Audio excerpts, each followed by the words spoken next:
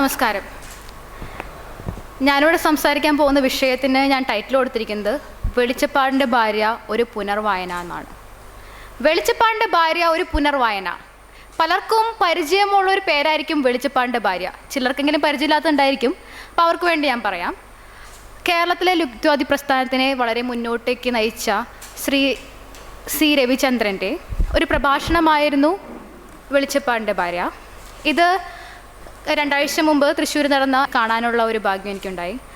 അതിനെ തുടർന്ന് എനിക്ക് തോന്നിയ ചില ആശയങ്ങൾ പങ്കുവയ്ക്കുക എന്നുള്ളതാണ് ഞാൻ ഈ പ്രഭാഷണത്തിലൂടെ ഉദ്ദേശിക്കുന്നത്. എന്നെ സംബന്ധിച്ചിടത്തോളം സി രവിചന്ദ്രൻ അഥവാ രവി മാഷ് ഗുരുതുല്യനാണെന്ന് തന്നെ പറയാം. അതായത് അദ്ദേഹത്തിൽ നിന്നും അതുപോലെ തന്നെ വിശ്വനാഥൻ ഡോക്ടറുടെ വീഡിയോസിൽ നിന്നും എല്ലാമാണ് ഒരുപാട് കാര്യങ്ങൾ പഠിച്ചിട്ടുള്ളത്. അപ്പോൾ യഥാർത്ഥത്തിൽ ഗുരുതുല്യൻ തന്നെ. അപ്പോൾ എൻ്റെ ഈ പ്രഭാഷണം ഞാനൊരു ഗുരുദക്ഷിണയായിട്ടാണ് സമർപ്പിക്കുന്നത്. ആശയാർത്ഥത്തിൽ ഗുരുദക്ഷിണ തന്നെയാണ്. കാരണം ഒരു യുക്തിവാദിയെ സംബന്ധിച്ചിടത്തോളം സ്വർണമോ പണമോ വെറ്റിലയോ 1 രൂപ നാണയമോ അല്ല ഗുരുദക്ഷിണ. ഒരു യുക്തിവാദിയുടെ ഗുരുദക്ഷിണ എന്ന് പറയുന്നത് ആശയമാണ്, ആശയപരമായ സംഭാവനകളാണ്. രവിമാഷിനെ സംബന്ധിച്ചിടത്തോളം രവിമാഷ് ഒരു പുരുഷാധിപത്യ സമൂഹത്തിൽ ജീവിക്കുന്ന ഒരു പുരുഷനാണ്. അപ്പോൾ അദ്ദേഹത്തിന് കാണാൻ പറ്റാതെ പോയ അല്ലെങ്കിൽ മനസ്സിലാക്കാൻ പറ്റാതെ പോയ ചില കാര്യങ്ങളിൽ എനിക്ക് പറ്റുന്ന രൂപത്തിലൊരു ക്ലാരിഫിക്കേഷൻ കൊടുക്കുക, അത് ആ ഒരു സാഹചര്യത്തിൽ ചൂഷണം ചെയ്തുകൊണ്ട് സമൂഹത്തിനോട് കുറച്ച് ഫെമിനിസം സംസാരിക്കുക എന്നുള്ളതാണ് ഞാനിതുകൊണ്ട് ഉദ്ദേശിക്കുന്നത്. വെളിച്ചപ്പാടിൻ്റെ ഭാര്യയിലൂടെ നമുക്ക് കുറച്ച് സഞ്ചരിക്കാം. വെളിച്ചപ്പാടിൻ്റെ ഭാര്യ എന്ന ഈ പ്രഭാഷണത്തിൽ പ്രധാനമായും ഞാൻ സംസാരിക്കാൻ ഉദ്ദേശിക്കുന്നത് ഒരു ഫെമിനിസ്റ്റ് കാഴ്ചപ്പാട് മാത്രമാണ്. ആ ഒരു പ്രഭാഷണം പ്രധാനമായും പറയുന്നത് സമൂഹത്തിൽ യുക്തിവാദി നേരിടുന്ന ഒറ്റപ്പെടലും യുക്തിവാദി നേരിടുന്ന പ്രശ്നങ്ങളും യുക്തിവാദി എന്ന തൊട്ടുകൂടാത്ത വർഗത്തിന് അവരിൽ അനുഭവിക്കുന്ന പല പല പ്രശ്നങ്ങളെ പറ്റിയാണ് പ്രഭാഷണം വിരൽ ചൂണ്ടുന്നത്. അത് ഞാൻ 100% യോജിക്കുന്ന പല കാര്യങ്ങളുണ്ട്. ഉദാഹരണത്തിന് അദ്ദേഹം പറഞ്ഞൊരു കാര്യമുണ്ട്. ഇപ്പോൾ യുക്തിവാദിയായ പാച്ചുവിൻ്റെ കാലൊടിഞ്ഞു. അപ്പോൾ തന്നെ എല്ലാവരും പറയും ദൈവനിഷേധം കാണിച്ച് നടന്നിട്ട് അവൻ്റെ കാലൊടിഞ്ഞു. എന്നാൽ വിശ്വാസിയായൊരു പാച്ചു അവൻ്റെ കാലാണ് ഒടിയുന്നെങ്കിലോ അപ്പോൾ തന്നെ പറയും നമ്മൾ, ഓ ദൈവത്തിൻ്റെ കാരുണ്യം, കാലല്ലേ ഒടിഞ്ഞുള്ളൂ, രക്ഷപ്പെട്ടു. ഇതേ ഉദാഹരണം അദ്ദേഹം അവിടെ പറയുന്നുണ്ട്. അപ്പോൾ ഇത്തരത്തിൽ നമ്മൾ ചെയ്ത എന്തോ ഒരു വലിയൊരു പ്രശ്നവും വലിയൊരു അറിവുകേടും വിവരവുമില്ലായ്മയും തെറ്റുമൊക്കെ ആവുന്നു. എന്നാൽ വിശ്വാസം ചെയ്യുമ്പോൾ അത് പല രൂപത്തിൽ ന്യായീകരിക്കപ്പെടുന്നു. പല സ്ഥലത്തു നിന്നും എല്ലാ മേഖലകളിൽ നിന്നും നമ്മൾ ഒരു യുക്തിവാദി ആയിരിക്കുന്നതിലൂടെ ഒരുപാട് പ്രശ്നങ്ങൾ അനുഭവിക്കുന്നു. അങ്ങനെയുള്ള കുറേ പ്രശ്നങ്ങളുടെ ഒരു അവലോകനമാണ് രവി മാഷ് ആ ഒരു പ്രഭാഷണത്തിലൂടെ ചെയ്തത്. പക്ഷെ അതിൽ ചിലയിടത്ത് ഒരു ഫെമിനിസ്റ്റ് കണ്ണിലൂടെ വീക്ഷിക്കുമ്പോൾ അല്ലെങ്കിൽ ഒരു സ്ത്രീപക്ഷ കണ്ണിലൂടെ വീക്ഷിക്കുമ്പോൾ ചെറിയ ചെറിയ പിഴവുകൾ പറ്റിയ പോലെ തോന്നുന്നു. അതൊന്ന് ചൂണ്ടിക്കാണിക്കാൻ മാത്രമാണ് ഉദ്ദേശിക്കുന്നത്. അപ്പോൾ വെളിച്ചപ്പാടിൻ്റെ ഭാര്യയിൽ ആദ്യം തന്നെ കാണിക്കുന്നത് വെളിച്ചപ്പാടിൻ്റെ ഭാര്യ. നിർമാല്യം എന്ന സിനിമ എല്ലാവരും കണ്ടിട്ടുണ്ടാവും വിചാരിക്കുന്നു. നിർമാല്യം എന്ന സിനിമയിലെ വെളിച്ചപ്പാടാണ് ഇവിടുത്തെ വെളിച്ചപ്പാട്. അദ്ദേഹത്തിൻ്റെ ഭാര്യയാണ് ഇവിടുത്തെ ഭാര്യ. ഇതാണ് ടൈറ്റിൽ. പിന്നീട് രത്നാകരൻ എന്ന് പറഞ്ഞാൽ അറിയുമെന്ന് എനിക്കറിയില്ല. വാൽമീകി എന്ന് പറഞ്ഞാൽ എന്തായാലും എല്ലാവർക്കും അറിയുന്നുണ്ടാവും. രത്നാകരൻ വാൽമീകി ആവുന്ന ആ ഒരു കഥ പറയുന്നുണ്ട്. ഒരു യുക്തിവാദിയുടെ ഡോക്യുമെൻ്ററിയെ പറ്റി ഡിസ്കസ് ചെയ്യുന്നുണ്ട്. പിന്നെ പവനൻ്റെ ഭാര്യയായ പാർവതി പവനനെ പറ്റി പറയുന്നുണ്ട്. പിന്നെ ഞങ്ങളിൽ ചിലർക്ക് ദഹിക്കാതെ പോയ 2 കാർട്ടൂണുകളുണ്ട്. പിന്നീട് യുക്തിവാദിയുടെ ചോയ്സ് ഇല്ലായ്മ കാണിക്കുന്ന അല്ലെങ്കിൽ സമൂഹത്തിൽ ഒറ്റപ്പെടൽ കാണിക്കുന്ന ഒരുപാട് കാര്യങ്ങൾ വിശദീകരിക്കുന്ന ഒരുപാട് കാര്യങ്ങൾ പറയുന്നുണ്ട്. അപ്പോൾ ഇതിൽ സ്ത്രീ വിരുദ്ധത അല്ലെങ്കിൽ സ്ത്രീപക്ഷമല്ല എന്ന് തോന്നിയ കാര്യങ്ങളിലേക്ക് ആണ് ഞാൻ നിങ്ങളുടെ ശ്രദ്ധയെ ക്ഷണിക്കുന്നത്. ഭാര്യയുടെ വെളിച്ചപ്പാട്. ഇതിലെ വെളിച്ചപ്പാട് ആരാണ്? ഇതിലെ വെളിച്ചപ്പാട് സത്യത്തിൽ ആ സിനിമയിൽ കാണുന്ന വെളിച്ചപ്പാട് ഒരു പരാജയമാണെന്ന് തന്നെ നമുക്ക് പറയാം. അതായത് ഒരു അച്ഛൻ എന്ന നിലയിൽ പരാജയം, ഒരു ഭർത്താവ് എന്ന നിലയിൽ പരാജയം. ഈ വെളിച്ചപ്പാടിന് അന്ന് ആവശ്യത്തിനുള്ള കാശ് അല്ലെങ്കിൽ കുടുംബത്തിൻ്റെ ദാരിദ്ര്യത്തിൽ നിന്ന് കരകയറ്റാനുള്ള കാശ് വീട്ടിൽ കൊടുക്കാൻ സാധിച്ചിട്ടില്ല. കുടുംബം ദാരിദ്ര്യത്തിലും പട്ടിണിയിലുമാണ്. ഒരു മകളുണ്ട്. മകൾ ലോക്കൽ ആയിട്ടുള്ള ഒരു പൂജാരിയുമായിട്ട് ബന്ധത്തിലാവുന്നു, വഞ്ചിക്കപ്പെടുന്നു. മകൻ BA വരെ പഠിച്ചതാണ്. എന്നിട്ട് പോലും അദ്ദേഹത്തിന് ജോലിയൊന്നും കിട്ടുന്നില്ല. ഇതാണ് വെളിച്ചപ്പാടിൻ്റെ കുടുംബ പശ്ചാത്തലം. ദാരിദ്ര്യവും പട്ടിണിയും നിറഞ്ഞു നിൽക്കുന്നൊരു കുടുംബ പശ്ചാത്തലം.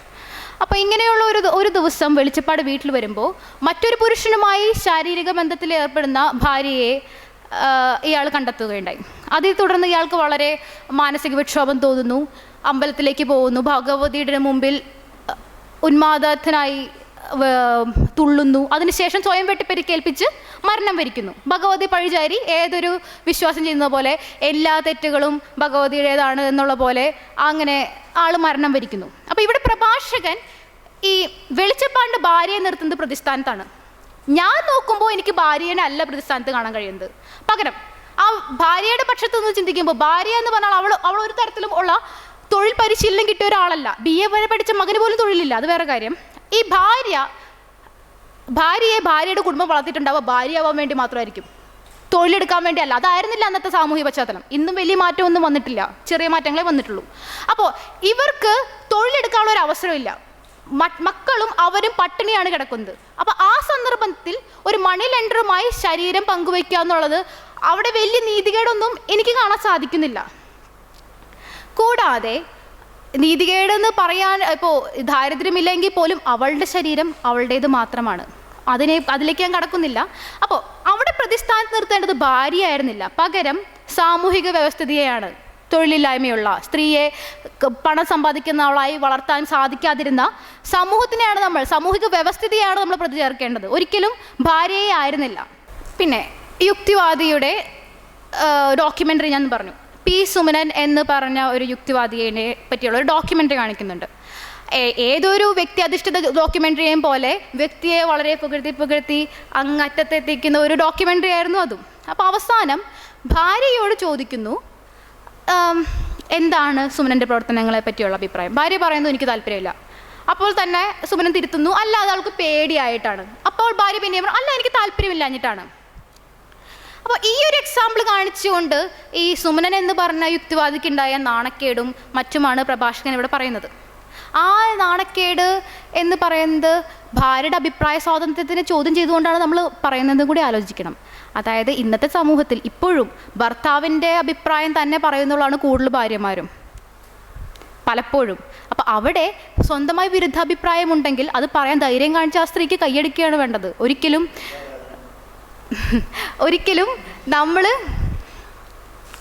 നമ്മൾ അവരുടെ അഭിപ്രായ സ്വാതന്ത്ര്യത്തിന് ചോദ്യം ചെയ്യാൻ പാടില്ല എന്നുള്ളത് അവരുടെ അഭിപ്രായമാണ്. ഇപ്പോൾ പലരുടെയും പേര് കേട്ട ഒരു കോട്ടുണ്ട്, അത് വോൾട്ടയറിൻ്റെ പേരിലാണ് ഞാൻ കേട്ടിട്ടുള്ളത്. I do not agree with what you have to say, but I will defend to death your right to say. നിങ്ങളുടെ അഭിപ്രായത്തോട് ഞാൻ യോജിച്ചെന്ന് വരില്ല, പക്ഷെ നിങ്ങളുടെ അഭിപ്രായം പറയാനുള്ള അവകാശത്തിന് വേണ്ടി ഞാൻ മരണം വരെയും പോരാടും. അതായിരിക്കണം നമ്മുടെ നിലപാട്. അഭിപ്രായ സ്വാതന്ത്ര്യം നമ്മൾക്ക് വിരുദ്ധമായിക്കോട്ടെ, അവരുടെ അഭിപ്രായത്തിൽ തിരുത്താൻ നമുക്ക് ശ്രമിക്കാം, പക്ഷെ അവരുടെ അഭിപ്രായം പറയാൻ പാടില്ല എന്ന് നമുക്ക് പറയാൻ പാടില്ല. അത് ശരിയല്ല. അതൊരു സ്വതന്ത്രചിന്തനോ യുക്തിവാദിക്കോ ഒരു സാധാരണ പൗരനോ യോജിച്ചതല്ല എന്നാണ് എൻ്റെ അഭിപ്രായം. ഓക്കെ. അതുപോലെ തന്നെ പാർവതി പവനനെ ഈ ഒരു പ്രഭാഷണത്തിൽ കാണിക്കുന്നത് ഒരു പ്രസംഗം നടത്തിക്കൊണ്ടിരിക്കുകയാണ്. അതായത് അവർ പറയുകയാണ്, ഞാൻ പണ്ട് ഒരുപാട് വിശ്വാസ യോഗങ്ങളിലെല്ലാം പോവുകയായിരുന്നു, ആനന്ദോത്സവങ്ങളിലൊക്കെ പോവുകയായിരുന്നു. അവിടെ ആലുവ മണപ്പുറത്ത് കൂടുന്നത് പോലെ ആൾക്കാർ തടിച്ചുകൂടും എന്നാണ് ആ ഒരു പ്രസംഗത്തിൽ അവർ പറയുന്നത്. അതായത് പവനൻ എന്ന യുക്തിവാദിക്ക് വിരുദ്ധാഭിപ്രായം ഇവർ പബ്ലിക്കായി പറഞ്ഞു എന്നുള്ളതാണ് ഇവിടെ പാർവതി പവൻ്റെ മേലുള്ള ഒരു പ്രതിചേർക്കൽ. അപ്പോൾ അതായാലും ഈ പറഞ്ഞ പോലെ അത് അവരുടെ അഭിപ്രായമാണ്. അത് ഭർത്താവിൻ്റെ ഓരം ചേർന്ന് തന്നെ ആവണം ഭാര്യയുടെ അഭിപ്രായം രൂപപ്പെടണം എന്ന് പറയുന്നത് അതിൽ വലിയൊരു ശരികേടില്ലേ? തീർച്ചയായും ഉണ്ട്. നേരെ തിരിച്ചൊന്ന് ചിന്തിച്ചു നോക്കൂ.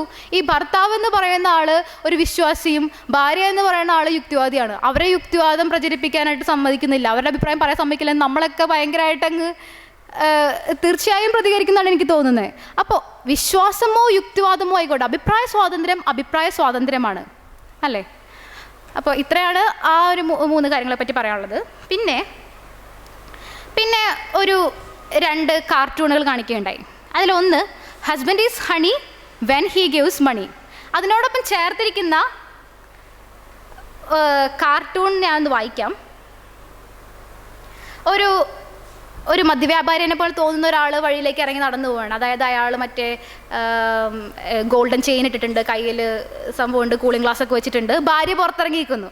എൻ്റെ ഭാര്യ പറഞ്ഞുകൊണ്ടിരിക്കുകയാണ്, ഹണി ആഹാരം കഴിക്കാൻ മറക്കരുതേ, വൈകിട്ട് വരുമ്പോൾ ഞാൻ പറഞ്ഞ നെക്ലസിൻ്റെ കാര്യവും മറക്കരുത്.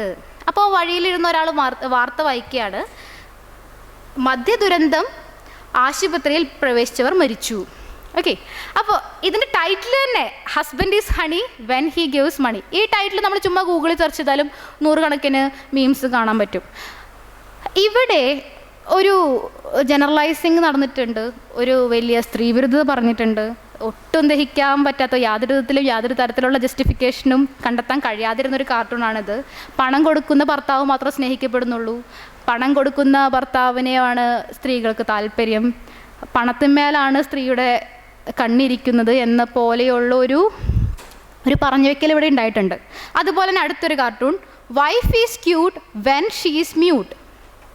അപ്പോൾ അവിടെ കാണിക്കുന്നത് ഒരു വെളിച്ചപ്പാട് പുറത്തേക്ക് ഇറങ്ങി പോവാണ്. അപ്പോൾ ഭാര്യ പുറത്തിറങ്ങി എന്ന് വിളിച്ച് പറയുന്നു, നിങ്ങൾ ഈ വളഞ്ഞ കോലം കൊണ്ട് എവിടേക്കാണ് മനുഷ്യ രാവിലെ തന്നെ പോകുന്നത്, പോയി ചത്തൂടെ എവിടെയെങ്കിലും, അപ്പുറത്തെ വീട്ടിലുള്ളവരൊക്കെ അന്തസ്സായി ജീവിക്കുന്നു. അപ്പോൾ ഇയാൾ ദേവിയെ എന്ന് വിളിച്ചുകൊണ്ട് നടന്നു പോവാണ്. അതായത് ദരിദ്രനായ ഭർത്താവിനെ അങ്ങേയറ്റം വെറുക്കുന്ന ഭാര്യ അവിടെ നിന്ന് വിളിച്ച് പറയുന്നു. അപ്പോൾ wife is cute when she is mute. അവൾ മിണ്ടാതെ കഷ്ടപ്പെട്ട് ദാരിദ്ര്യമൊക്കെ സഹിച്ച് വീട്ടിലെ പണിയൊക്കെ എടുത്ത് പിള്ളേരെ നോക്കി മിണ്ടാതിരിക്കുകയാണെങ്കിൽ അവൾ ക്യൂട്ടാണെന്നുള്ളൊരർത്ഥം. ഇത് അങ്ങേയറ്റം സ്ത്രീവിരുദ്ധം എന്നേ പറയാനുള്ളൂ. അതിൽ വേറെ അതൊന്നും തന്നെ അധികം എക്സ്പ്ലെയിൻ ചെയ്യേണ്ട ആവശ്യമുണ്ടെന്ന് എനിക്ക് തോന്നുന്നില്ല. ഭാര്യ ഒരു ഭീകരജീവിയാണോ എന്നാണ് എനിക്കുള്ളൊരു ചെറിയൊരു ചോദ്യം. ഇപ്പോൾ ഈ 2 കാർട്ടൂൺ മാത്രമല്ല, ഇത് പൊതുവേ ഒരുപാട് മീംസ് നമ്മളിങ്ങനെ എല്ലാ ദിവസവും കണ്ടുകൊണ്ടിരിക്കുന്നുണ്ട്, ഒരുപാട് തരത്തിലുള്ള മീംസ്. അതായത് 2-3 മീം എന്ന് പറഞ്ഞു കഴിഞ്ഞാൽ ട്രോൾ എങ്ങനെയാണോ നിങ്ങൾക്ക് മനസ്സിലാവുന്നതെന്ന് അറിയില്ല. അപ്പോൾ 2-3 വായിക്കാം. ഒരാൾ തൂങ്ങിച്ചാവാൻ വേണ്ടി പോവാണ്. അപ്പോൾ തൂങ്ങിച്ചാവാൻ പോകുന്ന നേരത്ത് ഭാര്യ ഓടി വരികയാണ്, oh no my new scarf, oh എൻ്റെ പുതിയ ഷോൾ എടുത്താണ് ഇയാൾ തൂങ്ങി ചാവുന്നേ. ഭാര്യ എന്ന് പറയുന്നത് എന്തൊരു വില്ലത്തിയാന്ന് നോക്കിയേ.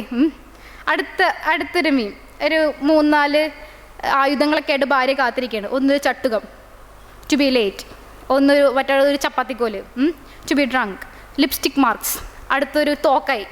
ഇതും കൊണ്ട് ഭാര്യ കാത്തിരിക്കുകയാണ്, ഭാര്യ എന്ന ഭീകരജീവി കാത്തിരിക്കുകയാണ്. അടുത്തൊരു ട്രോള് ഒരു ഭാര്യ കമ്പ്യൂട്ടറിൽ നോക്കിക്കൊണ്ടിരിക്കുന്നുണ്ട്. അപ്പോൾ ഭാര്യ പറഞ്ഞുകൊണ്ടിരിക്കുക, dear this computer is not working as per my command. അപ്പോൾ ഹസ്ബൻഡ് പറയാണ്, darling it's a computer not a husband. Okay. അപ്പോൾ ഇങ്ങനെയുള്ള ഒരുപാട് ട്രോളുകൾ ഇവിടെ, ഒരുപാട് തമാശകൾ. നിങ്ങൾ ഒരു 5-6 പുരുഷന്മാർ ഒന്നിച്ച് കൂടുമ്പോൾ നിങ്ങളെ സരസനായി അംഗീകരിക്കണമെങ്കിൽ ഭാര്യയെ കുറ്റം പറഞ്ഞ് 2 തമാശ പൊട്ടിച്ചാൽ മതി, നിങ്ങൾക്ക് വലിയ സ്വീകാര്യത തന്നെ കിട്ടും. അത് സമൂഹത്തിൽ നിലനിൽക്കുന്നതാണ്. പക്ഷെ നമ്മൾ ചിന്തിക്കേണ്ട ഒരു കാര്യം, ഇവിടെ ഒരു ജെൻഡറിനെ വല്ലാതെ താഴ്ത്തി കെട്ടാൻ ശ്രമിക്കുന്നുണ്ട്, അല്ലെങ്കിൽ ഒരു ജെൻഡർ കഴിവ് കുറഞ്ഞ അങ്ങനെയുള്ള തമാശ എവിടെയെന്ന് ഞാൻ ചോദിക്കുന്നത്. മറ്റൊരാളെ ഡിസ്ക്രിമിനേറ്റ് ചെയ്യുന്നതിലൂടെ എന്ത് തമാശയാണ് നമുക്ക് മനസ്സിലാവുന്നത്? അപ്പോൾ ഇത് നമുക്ക് മനസ്സിലാവാത്തത് കൊണ്ട് മാത്രമാണ് നമുക്ക് ഒരുപക്ഷെ തമാശയായി തോന്നുന്നത്. മനസ്സിലാവണമെങ്കിൽ നമുക്ക് തമാശയായി തോന്നില്ല. ഒരു പക്ഷേ ഇവിടെ ഭാര്യയ്ക്ക് പകരം നിങ്ങൾ പുരുഷനാക്കുക, അങ്ങനെ ഉണ്ടാവില്ല. കാരണം ഭൂരിഭാഗം ട്രോളുകളും ഭൂരിഭാഗം മീമുകളും വരുന്നത് പുരുഷൻ്റെ തലയിൽ നിന്നാണ്. അപ്പോൾ അതുകൊണ്ടാണ് ഈ ഒരു രീതി കൂടുതലായിട്ടും മുന്നോട്ട് വരുന്നത്. എന്തുകൊണ്ട് സ്ത്രീകൾ ട്രോളുകൾ ഉണ്ടാക്കുന്നില്ല എന്നുള്ളതിലേക്ക് വരും, നിൽക്കട്ടെ. അപ്പോൾ ഇതിൽ തമാശ കണ്ട് ചിരിക്കുന്നുണ്ടെങ്കിൽ അതിൽ സ്ത്രീവിരുദ്ധം മനസ്സിലാവാത്തത് കൊണ്ടാണ്. അപ്പോൾ ചിലപ്പോൾ നിങ്ങൾക്ക് ചോദിക്കാം, എന്തിനാണ് എല്ലാത്തിലും ഈ രാഷ്ട്രീയപരമായ ശരി, എന്തിനാണ് എല്ലാത്തിലും ഈ പൊളിറ്റിക്കൽ കറക്റ്റ്നെസ് തപ്പുന്നത്? രാഷ്ട്രീയപരമായ ശരി എന്ന് പറഞ്ഞാൽ എന്താണ്? ഒരു വിഭാഗത്തിനെ, ഒരു ജെൻഡറിനെ അങ്ങനെയോ ഒക്കെ ഇടിച്ചു താഴ്ത്തിക്കൊണ്ടുള്ള സ്റ്റേറ്റ്മെൻറ്റുകളോ തമാശകളെയാണ് നമ്മൾ രാഷ്ട്രീയപരമായി ശരിയല്ലാത്ത തമാശകൾ അല്ലെങ്കിൽ രാഷ്ട്രീയപരമായി ശരിയല്ലാത്ത കാര്യം എന്ന് പറയുന്നത്. അപ്പോൾ അത് നമ്മൾ നോക്കണ്ടേ? നമ്മളല്ലെങ്കിൽ പിന്നെ ആര് നോക്കും? അപ്പോൾ ഇത്തരം തമാശകൾ ചിരിക്കുന്നവരുടെ അവസ്ഥ എന്താണെന്ന് ഞാനൊരു ഓഡിയോ പ്ലേ ചെയ്യാം. എല്ലാവരും കണ്ടിട്ടുണ്ടാവേണ്ട ഒരു സീനാണ്. അതായത് മഴ പെയ്യുന്നു പന്തളം കൊട്ടുന്നു എന്നുള്ള ആ ഒരു സിനിമയിൽ ഈ മോഹൻലാലിന് ആക്ച്വലി ഇംഗ്ലീഷ് അറിയില്ല. മോഹൻലാൽ വളരെ വലിയ വാക്കുകളൊക്കെ പറയുന്നു. അത് കണ്ട് ജഗതി ആർത്ത് കയ്യടിക്കും, വല്ലാതെ കയ്യടിക്കും. ജഗതിക്ക് ഇംഗ്ലീഷ് അറിയില്ല.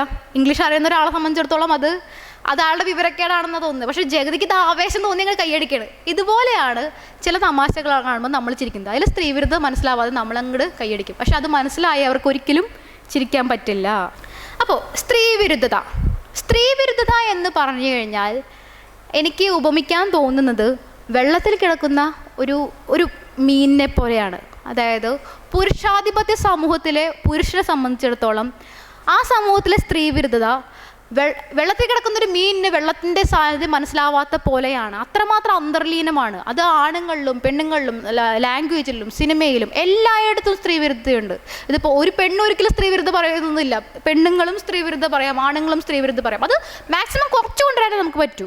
അതായത് ഇവിടെ ഞാൻ പ്രഭാഷകരെ അതുകൊണ്ട് ഒരിക്കലും കുറ്റപ്പെടുത്തില്ല, അത് സ്വാഭാവികമാണ്. പക്ഷെ അത് മറ്റുള്ളവർ ചൂണ്ടിക്കാണിക്കുമ്പോൾ തിരുത്താനുള്ള മനസ്സുണ്ടാവണം. ഒരു യുക്തിവാദി എന്ന് പറഞ്ഞു കഴിഞ്ഞാൽ അതാണല്ലോ, നമ്മളുടെ ബയസുകൾ കണ്ടെത്താൻ ശ്രമിക്കുക, അത് മനസ്സിലാക്കുക, അംഗീകരിക്കുക, അല്ലെങ്കിൽ തിരുത്തുക. അതാണ് ഒരു യുക്തിവാദി. അല്ലാതെ 100% പെർഫെക്റ്റ് ആയിട്ടുള്ള ഒരു യുക്തിവാദിയുമില്ല, ഒരു ഈശ്വര വിശ്വാസിയുമില്ല, ആരും തന്നെയില്ല. അപ്പോൾ ഈ സ്ത്രീ വിരുദ്ധത ഇത്രമാത്രം സമൂഹത്തിൽ അലിഞ്ഞു ചേർന്നിട്ടുള്ള ഈ സ്ത്രീ വിരുദ്ധത കണ്ടെത്തുക എന്നുള്ളതൊരു ക്ഷമകരമായ ഒരു കാര്യം തന്നെയാണെന്ന് ഞാൻ മനസ്സിലാക്കുന്നു. അപ്പോൾ അതിൽ എന്നെ കൊണ്ട് കഴിയാവുന്ന ഒരു സഹായമാണ് ഈ പ്രഭാഷണത്തിലൂടെ ഏറ്റവും മെയിൻലി ഞാൻ ഫോക്കസ് ചെയ്യുന്നത്. അപ്പോൾ ഈ സ്ത്രീ വിരുദ്ധതയെ മനസ്സിലാക്കിയുള്ള ശ്രമത്തിലേക്ക് ഞാൻ കടക്കുകയാണ്. അപ്പോൾ എനിക്ക് ആദ്യം തന്നെ പ്രിവിലേജ് അഥവാ സവിശേഷ അധികാരത്തിനെ പറ്റി സംസാരിക്കണമെന്ന് തോന്നുന്നു. പ്രിവിലേജ് അഥവാ സവിശേഷ അധികാരം, പുരുഷന് ചില മെയിൽ പ്രിവിലേജസ് ഉണ്ട്, ചില സവിശേഷ അധികാരങ്ങൾ, ഒരുപക്ഷെ മനസ്സിലാക്കാത്തതായ ചില അവകാശങ്ങൾ. ഉദാഹരണത്തിന്, നിങ്ങളൊരു പുരുഷനാണ്, നിങ്ങൾ രാവിലെ വീട്ടിൽ നിന്ന് ഇറങ്ങുന്നു, വൈകുന്നേരം വീട്ടിലേക്ക് ഇറങ്ങും. ഇതിൻ്റെ ഇടയിൽ ഒരുപാട് യാത്ര ചെയ്യുന്നുണ്ടാവും, റോഡിലൂടെ പോകുന്നുണ്ടാവും, പല സ്ഥലത്തു കൂടെ പോകുന്നുണ്ടാവും. ഇതിൻ്റെ ഇടയിൽ എത്ര പ്രാവശ്യം നിങ്ങൾ മൂത്രമൊഴിക്കും? ഒരുപാട് പ്രാവശ്യം, 10. ഓക്കെ, ഞാൻ വീട്ടിൽ നിന്ന് രാവിലെ ഇറങ്ങി കഴിഞ്ഞാൽ രാവിലെ ഒരു പ്രാവശ്യം പോവും, വൈകുന്നേരം പിന്നെ ചെന്നാൽ അതിന് ശേഷമേ ഉള്ളൂ ഒരു ദിവസം 3 തവണയോ മറ്റോ ആണ് എൻ്റെ ജീവിതത്തിൽ സംഭവിച്ചുകൊണ്ടിരിക്കുന്ന ആ ഒരു പ്രതിഭാസം. ഓക്കെ, അതായത് സ്ത്രീക്ക് പറ്റില്ല, സാധിക്കില്ല, വെള്ളം കുടിക്കാറില്ല, പുറത്തിറങ്ങുമ്പോൾ നമ്മൾ വെള്ളം കുടിക്കില്ല, പേടിയാണ്, എന്താ ചെയ്യാൻ, ഒരു അവസരമില്ല. അതുപോലെ തന്നെ ഈ സ്ത്രീകൾക്ക് ബാംഗ്ലൂരൊക്കെ പോയി പഠിച്ചുകൂടെ, അല്ലെങ്കിൽ സ്ത്രീകൾക്ക് അവിടെ പോയി പഠിച്ചുകൂടെ എന്നൊക്കെ ചോദിക്കും. നമ്മളെ സംബന്ധിച്ചിടത്തോളം നമുക്ക് യാത്ര ചെയ്യാൻ പറ്റാത്തൊരവസ്ഥ ഇവിടെയുണ്ട്. ദൂരയാത്രകൾ ഒറ്റയ്ക്ക് ചെയ്യാൻ സാധിക്കില്ല, സമൂഹം സമ്മതിക്കില്ല, വീട്ടുകാർ സമ്മതിക്കില്ല, കൂട്ടുകാർ സമ്മതിക്കില്ല, നാട്ടുകാർ സമ്മതിക്കില്ല. ലിമിറ്റേഷൻസ്, ഒരുപാട് ലിമിറ്റേഷൻ. എന്നാൽ പുരുഷന് അവൻ്റെ സവിശേഷ അധികാരം പോലെ നേടിയെടുത്ത ഒരുപാട് കാര്യങ്ങളുണ്ട്. അപ്പോൾ സ്ത്രീ എന്ന് പറഞ്ഞവൾ കഴിവ് കുറഞ്ഞവളാണെന്ന് പറയുന്ന നേരത്ത് പുരുഷനുള്ള സവിശേഷ അധികാരത്തിനെ പറ്റി നമ്മൾ പ്രത്യേകം ചിന്തിക്കേണ്ടിയിരിക്കുന്നു. പിന്നെ അതുപോലെ തന്നെ ഇപ്പോൾ നമ്മൾ ഈ അടുത്ത കാലത്ത് വളരെയധികം ആഘോഷിച്ചിട്ടുള്ള ഒരു വീഡിയോ ഉണ്ടായിരുന്നു. ഒരു പെൺകുട്ടി പൊന്മുടിയിൽ വെച്ച് സിഗരറ്റ് വലിക്കുന്നു. വളരെ വൈറലായിരുന്നു, ഒരുപാട് ഷെയറുകൾ, ഒരുപാട് ഓൺലൈൻ ആങ്ങളമാർ പ്രത്യക്ഷപ്പെടുന്നു. എന്നെയൊക്കെ വീട്ടിൽ വളർത്താൻ ആളില്ലാണ്ടാണ്, ചിലർ ആ കുട്ടിയുടെ mail I D phone number അടക്കം ഷെയർ ചെയ്യുന്നു, വിളിച്ചുപദേശിച്ചോട്ടെ നാട്ടുകാർ. അതേസമയം അത് വളരെ വലിയൊരു ആഘോഷിച്ചൊരു വീഡിയോ ആയിരുന്നു. ഒരു പെണ്ണ് സിഗരറ്റ് വലിക്കുക, ആണ് സിഗരറ്റ് വലിച്ചാലും പെണ്ണ് സിഗരറ്റ് വലിച്ചാലും പിഴിഞ്ഞെടുക്കുമ്പോൾ ഇത്രത്തോളം ഉണ്ടാവും എന്ത് കറ. അപ്പോൾ പെണ്ണ് സിഗരറ്റ് വലിക്കുമ്പോൾ മാത്രം എന്തത്ര ആഘോഷിക്കാനുള്ളത്? അത് അവിടെയുള്ള ആ ഒരു വ്യത്യാസമുണ്ടല്ലോ. ആണ് ചെയ്താൽ അത് വളരെ സ്വാഭാവികമായൊരു കാര്യം, കൂടി വന്നൊരു 50 രൂപയുടെ പെറ്റി അടിക്കണം. പെണ്ണാണെങ്കിലോ എന്താ അവിടെ അവസ്ഥ? എത്രമാത്രം ഷെയറാ പോയത്, എന്തൊക്കെ ഉപദേശങ്ങളാ. അപ്പോൾ പ്രധാനമായിട്ടും നമ്മുടെ സമൂഹത്തിൽ എപ്പോൾ നോക്കുകയാണെങ്കിലും 2 ശ്രേണികൾ കാണാൻ സാധിക്കും. അതായത് താഴ്ന്ന ശ്രേണിയിലുള്ള കുറച്ച് വിഭാഗങ്ങളും ഉയർന്ന ശ്രേണിയിലുള്ള കുറച്ച് വിഭാഗങ്ങളും. അതായത് ഇപ്പോൾ ജാതി വ്യവസ്ഥയെ പറ്റി ചിന്തിക്കുകയാണെങ്കിൽ ഉയർന്ന ശ്രേണിയിലുള്ള ചില ജാതികളുണ്ട്, താഴ്ന്ന ശ്രേണിയിലുള്ള ചില ജാതികളുണ്ട്. ഇനി സ്ത്രീയുടെയും പുരുഷൻ്റെയും കാര്യം ചിന്തിക്കുകയാണെങ്കിൽ പുരുഷൻ 1-ാം ലിംഗം, സ്ത്രീ 2-ാം ലിംഗം, ട്രാൻസ്ജെൻഡേഴ്സ് 3-ാം ലിംഗം, ഇൻ്റർസെക്ഷനൊന്നും ലിംഗം ഇല്ലയെന്ന് തോന്നുന്നു, ഇതൊരു ലിംഗം പറഞ്ഞിട്ടില്ല. അവനാണ് 1-ാം ലിംഗം, അവനാണ് ഏറ്റവും പ്രധാനം. അപ്പോൾ ഇവിടെ ഈ ഡൊമിനൻ്റ് ആയിട്ടുള്ള ആൾക്കാർക്കാണ് ആക്സസ് ടു പവർ, ശക്തിയുള്ളത് അവരാണ്. 2, ഇക്കണോമിക്കൽ കൺട്രോൾ, സാമ്പത്തികമായിട്ടുള്ള നിയന്ത്രണങ്ങൾ നടത്തുന്നത് അവരാണ്. 3, അവരാണ് സാമൂഹികമായിട്ടുള്ള നിയമാവലികൾ ഉണ്ടാക്കുന്നത്.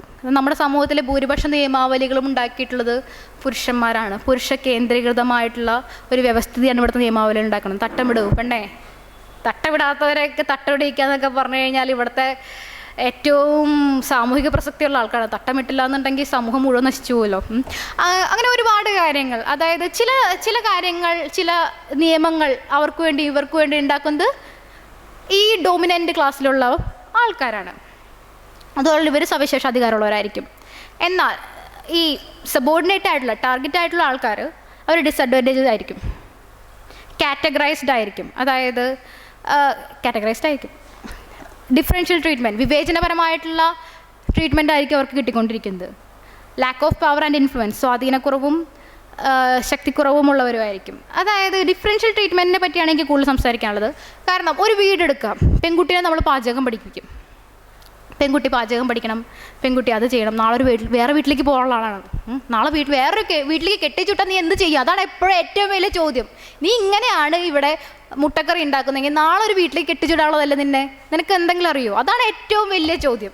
അതുപോലെ തന്നെ ആൺകുട്ടികൾ മരം കയറും, പെൺകുട്ടികൾ മരം കയറാൻ പാടില്ല. Differential treatment. പെൺകുട്ടികൾ പാത്രം കഴുകണം, പെൺകുട്ടികൾ അമ്മേനെ സഹായിക്കണം, എല്ലാം ചെയ്യണം. ആൺകുട്ടികൾക്ക് ഇതിൻ്റെ യാതൊരു പ്രശ്നമില്ല. ഈ അടുത്ത കാലത്ത് ഒരു മനഃശാസ്ത്രം, ഞാൻ അദ്ദേഹത്തിൻ്റെ പേര് മറന്നുപോയി, മാതൃഭൂമിയിൽ എഴുതിയതാണ്.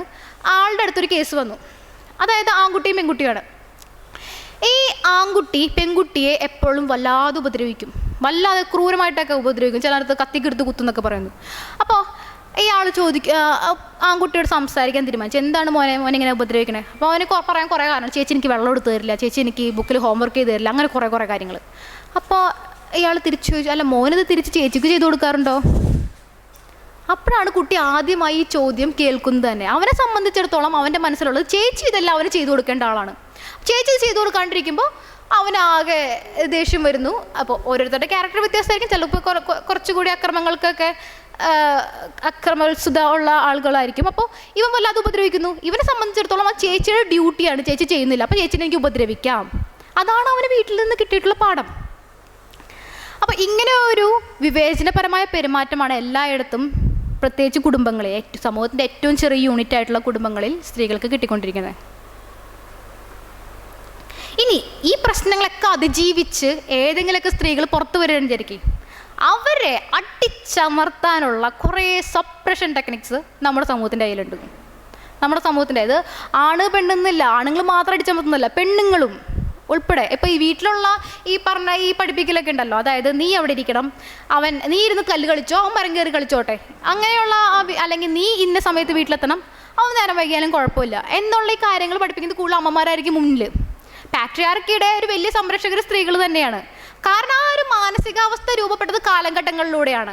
ഈ പുരുഷാധിപത്യം നമ്മൾ മുന്നോട്ട് കൊണ്ടുപോകേണ്ടതാണ് എന്നുള്ള മാനസികാവസ്ഥ സ്ത്രീകളിൽ രൂപപ്പെട്ടിട്ടുണ്ട്. കാലഘട്ടങ്ങളായിട്ടുള്ള, നൂറ്റാണ്ടുകളായിട്ടുള്ള ശീലത്തിലൂടെ അതവിടെ രൂപപ്പെട്ടിട്ടുണ്ട്. അതുകൊണ്ട് അവർ തന്നെയായിരിക്കും കൂടുതലും ശ്രമിച്ചുകൊണ്ടിരിക്കുന്നത്. കൂടുതലെന്നല്ല, ഒരു പക്ഷേ പുരുഷന് തുല്യമായെങ്കിലും.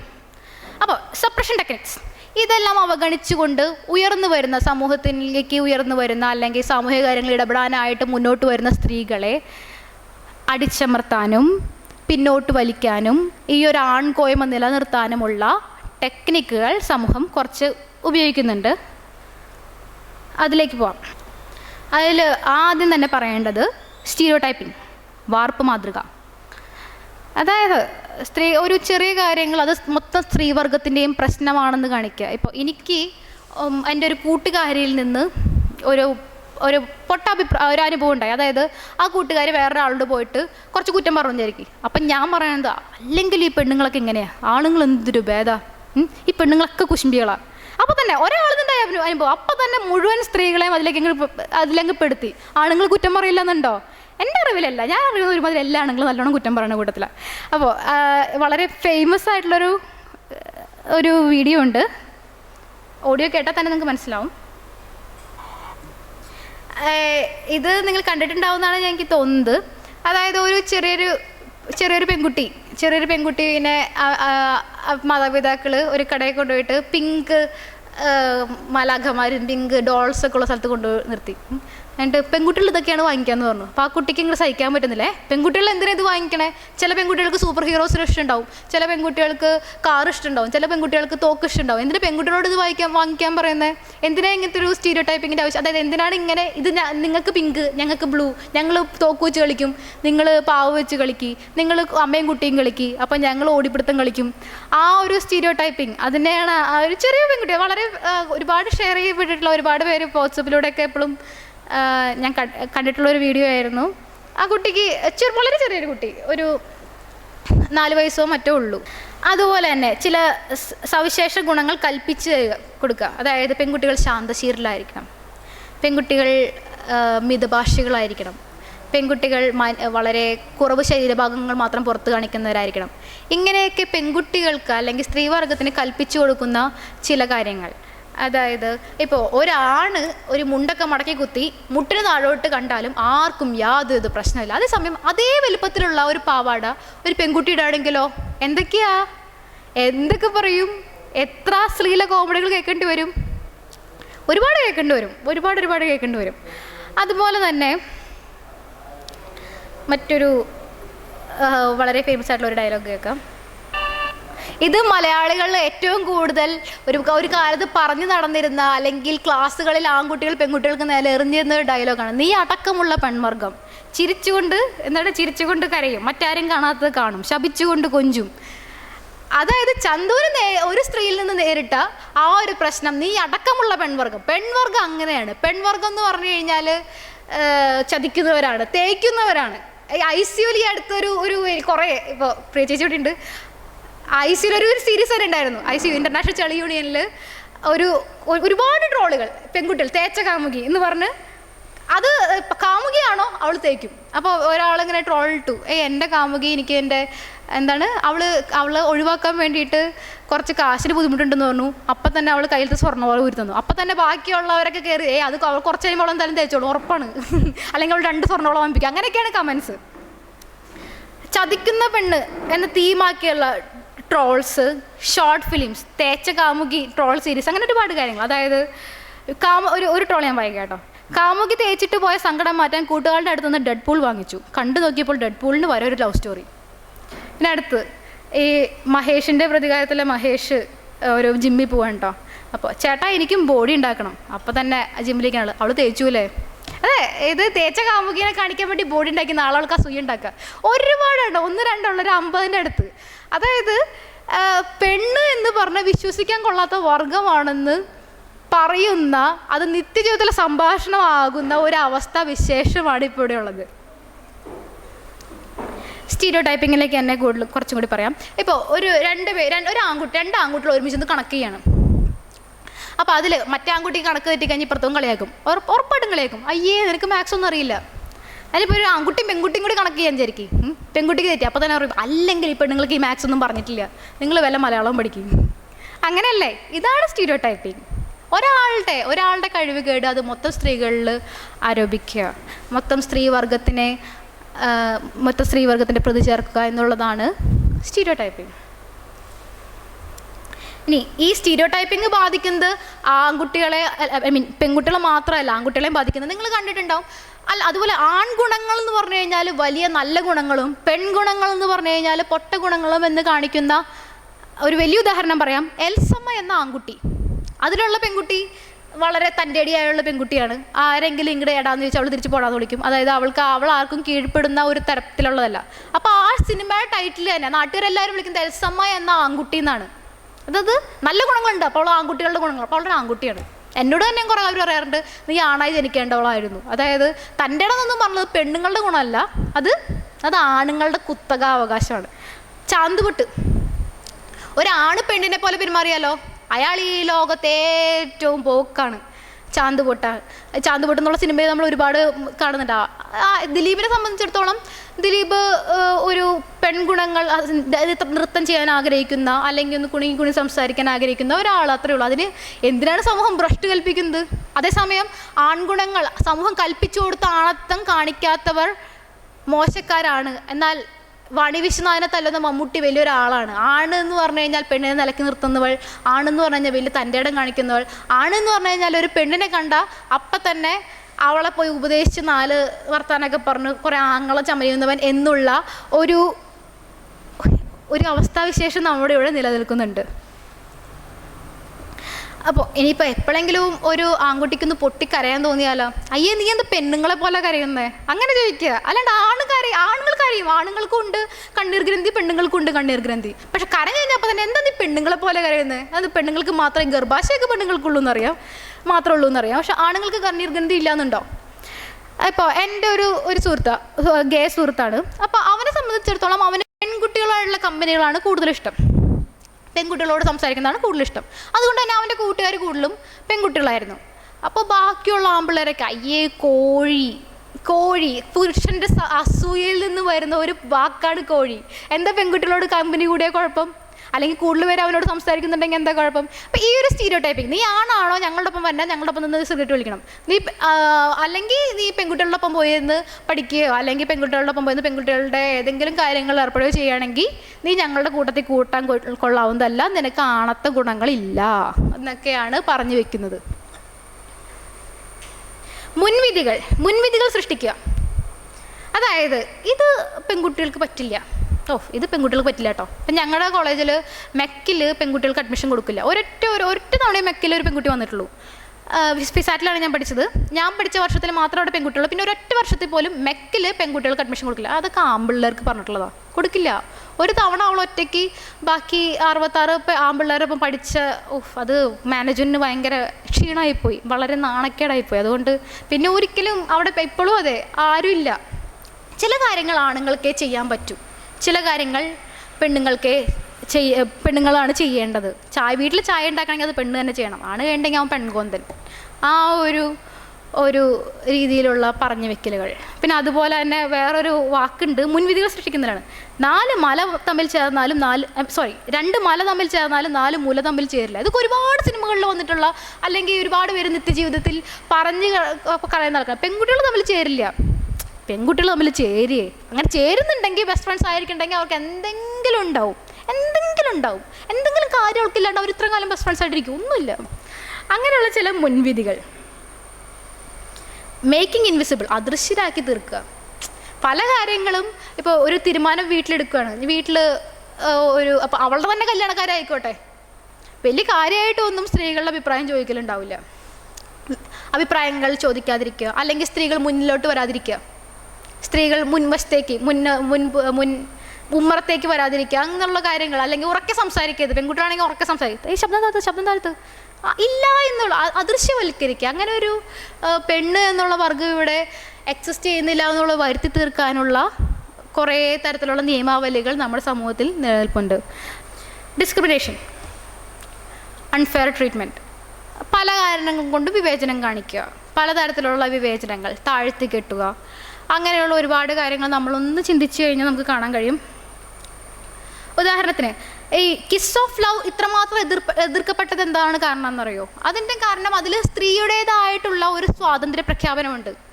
ഞങ്ങൾ തിരഞ്ഞെടുത്തു തരുന്ന ഇണയല്ലാതെ മറ്റൊരു ഇണയെ തിരഞ്ഞെടുക്കുക, അല്ലെങ്കിൽ ഇണയെ അല്ലാതെ ഒരാളെ ചുംബിക്കുക, ചുംബനം എന്ന് പറയുന്ന ഒരു തരത്തിലുള്ള സ്വാതന്ത്ര്യ പ്രഖ്യാപനം കൂടിയാണ്. അത് രണ്ടും ആണുങ്ങൾ തമ്മിൽ ചുംബിക്കുന്ന, ഓഫ് കോഴ്സ് നമ്മുടെ നാട്ടിൽ പ്രശ്നമുണ്ട്, അങ്ങനെയല്ല.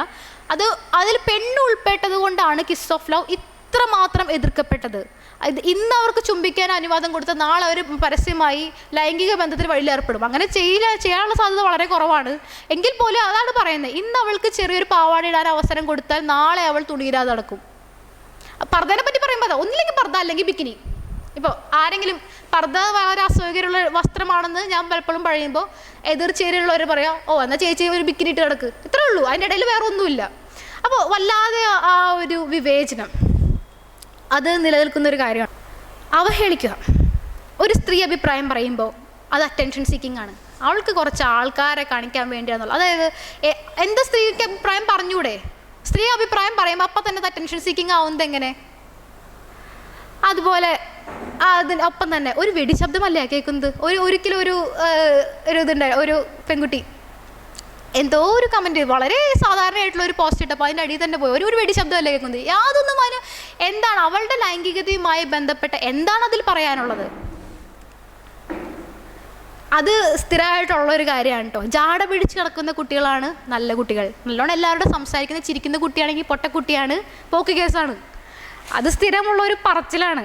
അതേസമയം അഭിപ്രായം പ്രകടിപ്പിക്കുമ്പോൾ അത് കേവലം ശ്രദ്ധ കിട്ടാനുള്ള ഒരു കാരണമാക്കി, ശ്രദ്ധ കിട്ടാനുള്ളതാണെന്ന് പറഞ്ഞാൽ അധിക്ഷേപിക്കുക, കളിയാക്കുക, അവഹേളിക്കുക.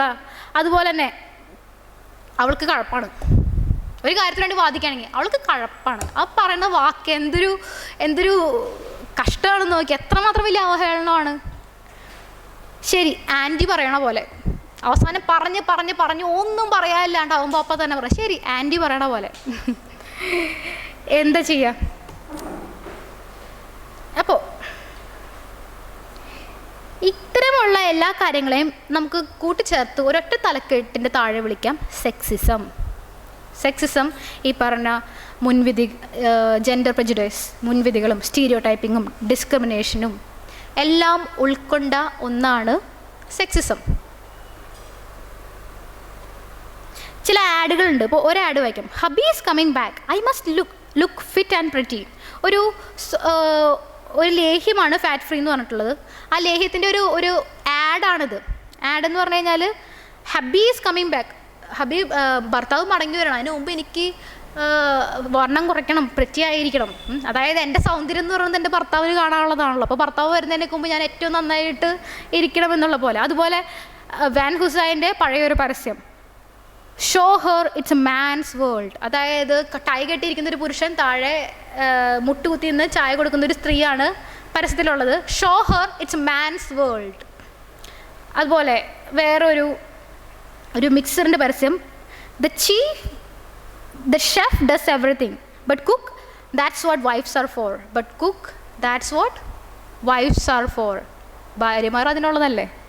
അപ്പോൾ ഇത്തരത്തിലുള്ള പരസ്യങ്ങൾ എല്ലായിടത്തും ഈ പറഞ്ഞ സെക്സിസം, സ്ത്രീവിരുദ്ധത മുറ്റി നിൽക്കുന്ന ഒരു കാഴ്ചയാണ് നമുക്ക് കാണാം. എല്ലായിടത്തും കേൾക്കാം, ഭാഷയിലും സിനിമയിലും ആഡുകളിലും എല്ലായിടത്തും. വേറെ നമ്മളുടെ ഇപ്പോഴുള്ള സ്ഥിരമുള്ള ഒരു ആഡ് ഉണ്ടല്ലോ, ഒരു വാഷിംഗ് പൗഡറിൻ്റെ. അവൻ്റെ അമ്മ വീട്ടിലില്ല, പിന്നെ എങ്ങനെയാണ് അവൻ്റെ വസ്ത്രങ്ങൾ ഫ്രഷ് ആയിട്ടിരിക്കുന്നത്? എങ്ങനെയാണ് അവൻ്റെ ഡ്രസ്സ് ഫ്രഷ് ആയിട്ടിരിക്കുന്നത്?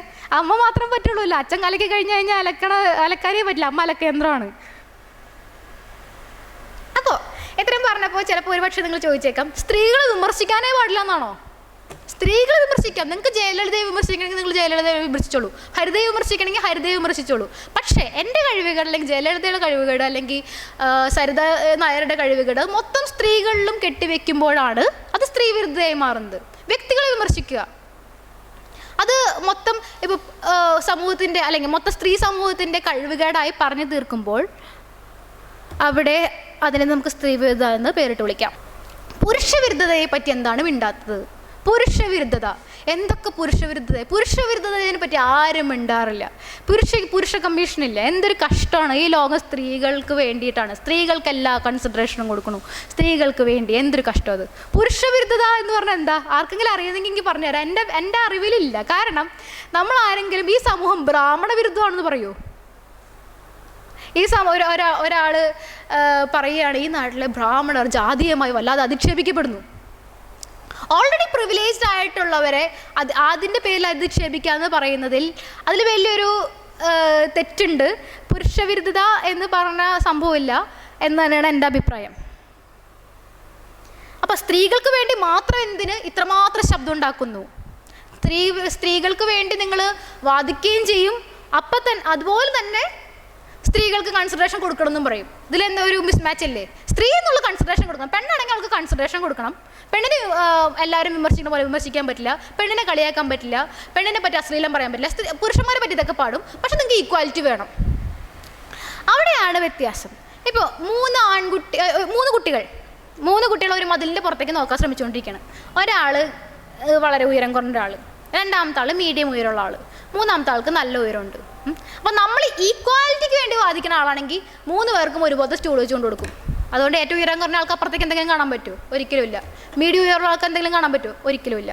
അപ്പോൾ ഇവിടെ അണ്ടർ പ്രിവിലേജ്ഡ് ആയിട്ടുള്ള ആൾക്കാർക്ക്, അതായത് ഇപ്പോൾ ഏറ്റവും ഉയരം കുറഞ്ഞ ആൾക്ക് ഏറ്റവും ഉയരം കൂടിയ സ്റ്റൂൾ കൊടുക്കണം, മീഡിയം ഉയരം കുറഞ്ഞ ആൾക്ക് അതിന് വേണ്ടിയുള്ള സ്റ്റൂൾ കൊടുക്കണം, ഉയരം കൂടിയ ആൾക്ക് സ്റ്റൂൾ കൊടുക്കണമെന്നില്ല. അങ്ങനെ നമ്മൾ കൂടുതൽ കൺസിഡറേഷൻസും കൂടുതൽ കാര്യങ്ങളും ഇവർക്ക് വേണ്ടി പ്രൊവൈഡ് ചെയ്ത് ഒരിക്കലും ഇത് ഈക്വലായി തീർന്ന കാലത്ത് നമുക്ക് എല്ലാവർക്കും തുല്യമായ അവകാശങ്ങൾ കൊടുക്കുന്നതിനെ പറ്റി ചിന്തിക്കാം. അതുവരെ അണ്ടർ പ്രിവിലേജ്ഡ് ആയിട്ടുള്ള ആൾക്കാർക്ക് വേണ്ടി കൂടുതൽ ശബ്ദം വേണം, അണ്ടർ പ്രിവിലേജ്ഡ് ആയിട്ടുള്ള ആൾക്കാർക്ക് വേണ്ടി കൂടുതൽ കൺസിഡറേഷൻസ് കൊടുക്കണം, കൂടുതൽ ആനുകൂല്യങ്ങൾ കൊടുക്കണം, കൂടുതൽ സംവരണം കൊടുക്കണം, എല്ലാം കൊടുക്കണം. എങ്കിൽ മാത്രമല്ല ഇത് എല്ലാവരുടെയും സമൂഹമായി മാറുള്ളൂ. ഇനി ഈ പെൺകുട്ടികൾ എന്ന് പറയുന്ന ആൾക്കാർ എന്തുകൊണ്ട് സമൂഹത്തിൽ വരുമ്പോൾ കഴിവ് കുറഞ്ഞ, ഒരു തവണ ഞാൻ പറഞ്ഞു എങ്കിലും ഒരു തവണ കൂടി പറയാം. പെൺകുട്ടി ചെറുപ്പം മുതലേ ഏറ്റവും കൂടുതൽ കേൾക്കുന്നത് പെൺകുട്ടികളായി കഴിഞ്ഞാൽ അടക്കവും ഒതുക്കവും വേണം. അതൊരു സാമൂഹിക നിയമാവലി പോലെയാണ്. പെൺകുട്ടികളായി കഴിഞ്ഞാൽ അടക്കവും ഒതുക്കവും വേണം, പെൺകുട്ടികൾ ഉറക്കെ സംസാരിക്കരുത്, പെൺകുട്ടികൾ പാചകം പഠിക്കണം, പെൺകുട്ടികൾ കാലടുപ്പിച്ച് വെക്കണം. അത് പെൺകുട്ടികൾ കാലടുപ്പിച്ച് വെക്കാതെ കാലകത്ത് വെക്കുകയാണെങ്കിൽ അതിൻ്റെ അർത്ഥം അവൾ ആരെയോ സെഡ്യൂസ് ചെയ്യാൻ വേണ്ടി ശ്രമിക്കുകയാണെന്ന് ഉള്ള അടക്കമുള്ളൊരു വാദിയെ എടുത്ത് കേട്ടു.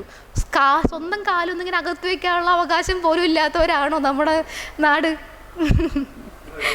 അതെ, അങ്ങനെ കാല് കയറ്റി വെച്ചിരിക്കാൻ പാടില്ല. ഇതെല്ലാം കേട്ടിട്ടാണ് ഒരു പെൺകുട്ടി വളർന്നു വരുന്നത്. അപ്പം അതുകൊണ്ട് അവളെ കഴിവുകേടെന്ന് വിളിക്കണേക്കുമ്പോൾ ഒരു കാര്യം നമ്മൾ ചിന്തിക്കണം, നേച്ചർ ആൻഡ് നർച്ചർ. അതായത് ജന്മനാ ഉള്ള ഒരാളുടെ പറയും ആൺകുട്ടിയും പെൺകുട്ടിയും ജനിക്കുന്നു, കുട്ടികളല്ലേ, അപ്പോൾ അവർക്ക് വലുതാകുമ്പോൾ ഒരുപോലെ ആയിക്കൂടെ? പെൺകുട്ടികൾ ആൺകുട്ടികളെ സ്പോർട്സിൽ വെട്ടിക്കുന്നില്ലല്ലോ, എൻട്രൻസ് റാങ്കിൽ വെട്ടിക്കുന്നില്ലല്ലോ, അതിനർത്ഥം അവർ കഴിവ് കുറഞ്ഞവരാണെന്നല്ലേ? തീർച്ചയായും അല്ല. വളർത്തിയെടുക്കുന്ന സാഹചര്യത്തിന് വലിയൊരു ഒരു കഥ പറയാനുണ്ട്, വലിയൊരു ഉത്തരം പറയാനുണ്ട് ഈ ഒരു അവസ്ഥാവിശേഷത്തിന്. പെൺകുട്ടിയെയും ആൺകുട്ടിയെയും നമ്മുടെ സമൂഹം വളർത്തിക്കൊണ്ടുവരുന്നത് ഒരുപോലെയല്ല. ഇനി വീട്ടിലെല്ലാ വിധത്തിലും ഒരു തരത്തിലുള്ള ലിമിറ്റേഷനും കൊടുക്കാതെ ഉയർത്തിക്കൊണ്ടുവരാൻ ശ്രമിച്ചാൽ പോലും സമൂഹം അവളെ പല രൂപത്തിൽ പിന്നോട്ട് വലിക്കും. അവൾ കേൾക്കുന്ന അല്ലെങ്കിൽ അവളുടെ കൂട്ടുകാർ, അങ്ങനെ നമ്മുടെ സമൂഹം മുന്നോട്ട് പോകാനായിട്ട്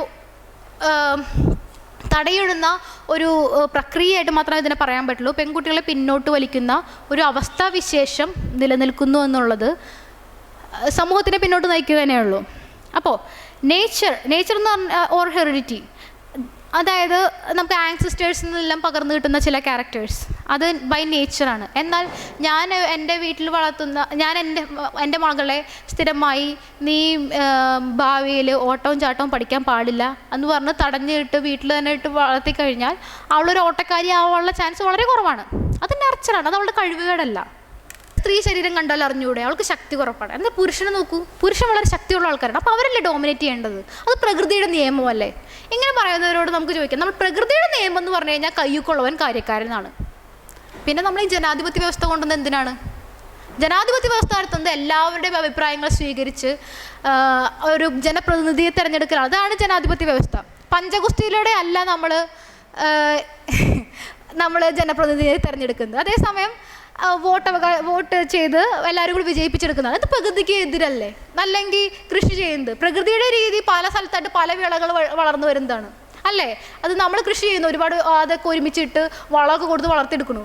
അപ്പോൾ ഇതൊക്കെ പ്രകൃതി വിരുദ്ധമല്ലേ? അപ്പോൾ പ്രകൃതിയുടെ നിയമത്തെ തെറ്റിച്ചുകൊണ്ട് സ്ത്രീകൾ മുന്നോട്ട് വരാൻ പാടില്ല എന്നൊക്കെ പറയുന്നത് എന്തൊരു മോശമായിട്ടുള്ളൊരു വാദഗതിയാണ്. മനുവചനം: പിതാ രക്ഷതി കൗമാരെ ഭർത്താ രക്ഷതി യൗവനെ പുത്രോ രക്ഷതി വാർദ്ധക്യേ ന സ്ത്രീ സ്വാതന്ത്ര്യമർഹതി. നമ്മൾ യുക്തിവാദികൾ എന്നൊക്കെ പറഞ്ഞു കഴിഞ്ഞാൽ ഈ പറഞ്ഞ മതത്തിനെയൊക്കെ ദൈവത്തിനെയൊക്കെ വെല്ലുവിളിച്ചുകൊണ്ട് പുറത്തു വന്ന ആൾക്കാരാണ്. പക്ഷെ നമ്മൾ സ്ത്രീകളുടെ കാര്യത്തിൽ പൂർണ്ണമായിട്ടും മനുസ്മൃതിയോടങ്ങ് താതാത്മ്യം പ്രാപിച്ചു. മനുസ്മൃതി പറയുന്നതാണ് ശരി. സ്ത്രീകൾ എന്ന് പറഞ്ഞാൽ പ്രൊട്ടക്റ്റ് ചെയ്ത് വീട്ടിൽ വെക്കാം. അതാണ് നമുക്ക് ആദ്യം തന്നെ അച്ഛനാൽ സംരക്ഷിക്കപ്പെടും. അച്ഛനെ ഒരു ഭർത്താവിനെ കണ്ടുപിടിച്ച് ഭർത്താവിൻ്റെ, പിന്നെ ഭർത്താവ് സംരക്ഷിച്ചോളും, പിന്നെ മകൻ സംരക്ഷിച്ചോളും. അത് അവളുടെ സ്വന്തം കാലിൽ നിൽക്കാനുള്ള, അല്ലെങ്കിൽ അവൾ പ്രൊട്ടക്റ്റ് ചെയ്യപ്പെടേണ്ട ഒരു പീസല്ല. പക്ഷേ അവൾ നല്ലോണം അവളുടെ കാലിൽ നിൽക്കാനും അവൾ സ്വയം പ്രൊട്ടക്റ്റ് ചെയ്യാനുള്ള രീതിയിലേക്ക് വളർത്തിയെടുക്കാനും സമൂഹം ശ്രമിക്കുന്നില്ല. ഈവൻ യുക്തിവാദികളുടെ ഇടയിൽ പോലും വേറൊരു വാദം കണ്ടുവരുന്നുണ്ട്. അതൊക്കെ വളരെ വേദനിപ്പിക്കുന്ന കാര്യമാണ്. കാരണം പെൺകുട്ടികൾ എന്ന് പറഞ്ഞു കഴിഞ്ഞാൽ അവരെ അങ്ങനെ അധികം പുറത്തേക്ക് വിടാൻ പാടില്ല. അതൊക്കെ അവർക്ക് ദോഷം ചെയ്യുള്ളൂ.